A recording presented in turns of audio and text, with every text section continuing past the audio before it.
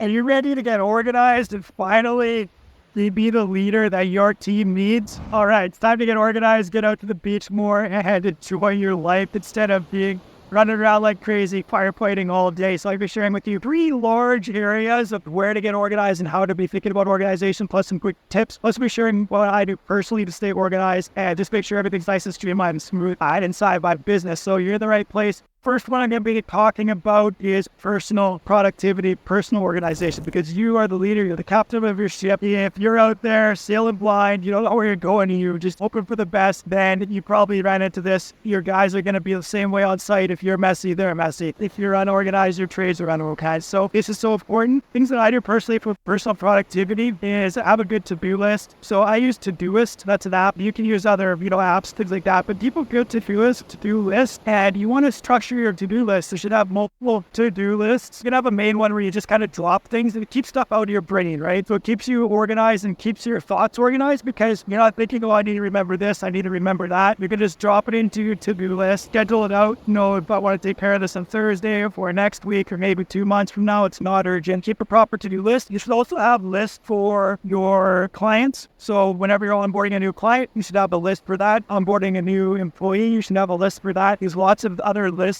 that you can make. One of my personal favorites, quick pro tip here, is have a delegate this list. This is one of my favorite lists and one that you should be starting right now. Delegate this list is whenever you're doing an activity that you feel is repetitive, something you don't enjoy, something you don't want to do anymore, then put it on your delegate this list, and then sooner or later you can have 10, 20, 30, 40 different tasks that you can hand off or want to hand off. And next time you need to hire someone, list gets too long, figure out who can take care of this for me. It could be a freelancer or a third party. It could be someone inside the organization. Maybe you have to hire an admin, whatever it is. That stuff off your plate so that you can, excel and level up. When you are stuck in the weeds and your personal productivity is like just dispersed over your whole company, wearing all the hats, you cannot function as the visionary, as a leader, as the high level manager of your business. And it's often the reason you're going to be hitting that glass ceiling and not being able to progress. So does that make sense? What you need to do is get organized, which we're doing right now. And the second thing I'm going to talk about personal productivity before I get on to the second and third point is having a good schedule. So I use Google Calendar. Firstly, you can use whatever calendar you want, but any sort of meetings, anything really important that you need to remember, block time out or set that meeting in your calendar. This way you're not going to be forgetting meetings. You've got reminders in there, and block out time. Big blocks of time that work really well is if you want to work on your business for systematizing it, put a chunk of time in there, once for a week to working on your business. If you feel you always need some office hours and you can't get all the paperwork done that you need to, and you can't delegate it right now, and chunk out some time and let your team know I'm not available through this time. I'm getting work done, and block that time out. That'll help you so much in your personal productivity. And then the next point with productivity is if you know someone who's really organized and who's just seems to always have time, but they get a lot of shit done, you want to be able to talk to that person and ask them, hey, how do you stay so organized? How come, I see that you've got a great business here. It seems like you're really successful, but you always seem to have time. You're able to do everything that you want to do. You go on vacation. You have time with your family. Ask them, what do you do? Can you share some tips or tricks with me? I'm guaranteed they will be able to tell you, this is what I do. This is how I organize this. This is, what I do there. They'll be happy to help you.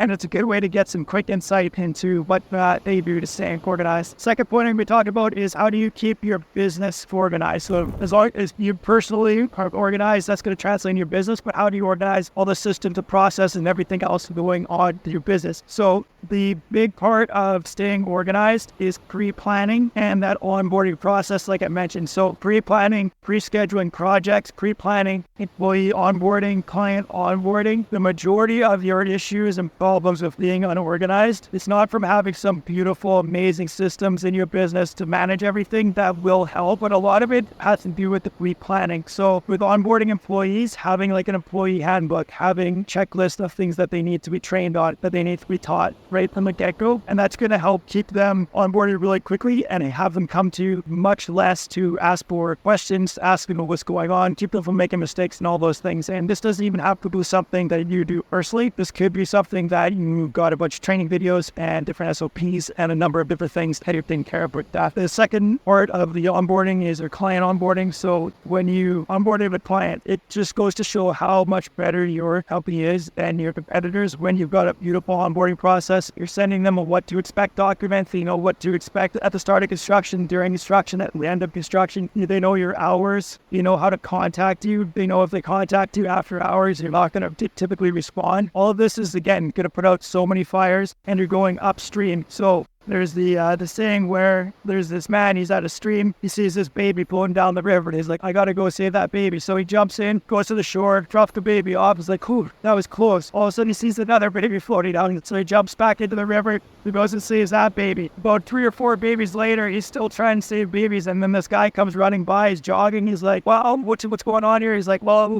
you're coming down. Then the guy keeps jogging, he keeps running. The guy's like, where are you going? Help me save his baby. He's like, I'm gonna go see who's chucking all these babies in the river. So that's what you want to be doing. Instead of trying to put out your fires and to take care of business every day, looking at upstream. Why does this problem keep happening? Why am I so busy? Why am I unorganized? So look at the root causes, and a lot of that, like I said, is onboarding for clients. Make sure all the selections are done into a project. You should know everything that's going into the project. Scheduling, you should know the schedule beforehand with some buffers in there, because nothing goes as planned. As you probably know, will be the construction project. Have some buffers in there, have some contingencies. And then the final kind of point to this whole pre-planning thing is plan out. That actually brings me to my third point. So I'm just going to jump into number 3, coming out here real fast. So number 3 is having a structure for your employees to make decisions. And often this is where a lot of disorganization comes from. As far as getting your sites cleaned and having things moving, a lot of that boils down to proper SOPs, just communication with employees. So I'm not going to touch on that right now. So I feel like if you're smart, you can figure that stuff out. I think you already know what to do from that. But the decision-making process is a part that I feel like a lot of contractors struggle with, and you probably had this dealt with in your company, where you've got a foreman, you've got a project manager, but they're always coming to you. Maybe it's a designer, maybe it's an admin person. They're coming to you for decisions. They don't really know what to do, and you're actually slowing them down by not giving them accountability, responsibility for tasks. And what you need to be doing is making a matrix. Sounds a little complicated, it's really not. These are the big tasks, and these are the big decisions that happen on site. So for a carpenter, if it's a change order kind of item that's on the scope of work, but it's going to take less than 30 minutes to fix, or it's going to cost less than $100 of material, just go get it done. We're not going to waste our time or client time with the change order for that. Your threshold could be bigger. It could be $500 or $1,000, whatever it is. But have thresholds of you make this decision on your own, you go get it done, and I will support you in that decision. Later, if they made the wrong decision that you maybe didn't appreciate or didn't like, then let them know, I would have done something differently in this stance. I love that you took initiative and got it done, and you did what I asked you to do to make the decision. But next time I would